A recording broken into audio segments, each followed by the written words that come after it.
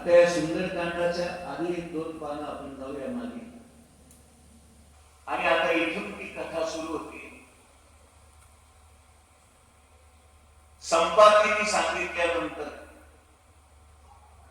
मला सीता दिसते आहे आणि ती रावणाची लंका दिसते आहे, त्याच्यातलं ते अशोक वन दिसतंय आणि त्या अशोक वनामध्ये असलेलं अशोकाचं झाड दिसतंय आणि त्या झाडाखाली बसलेली सीता सुद्धा मला दिसते.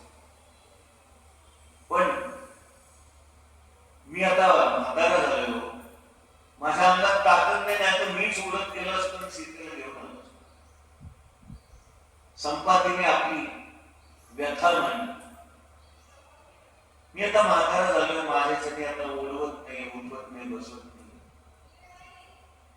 पण मी तुम्हाला मार्ग सांगतो काय करायचं, कसं करायचं. आणि मग यांनी सगळं सांगितलं, सीतेचा पत्ता सांगितला, ती कुठे आहे ती जागा सांगितली. मग आता यांचं आपापसामध्ये चर्चा सुरू झाली. सगळेजण एकमेकांच्या बद्दल बोलायला लागले.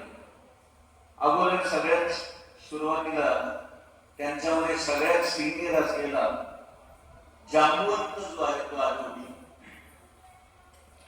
जांबुवंत म्हणाला, मी सुद्धा आता म्हातारा झालेलो,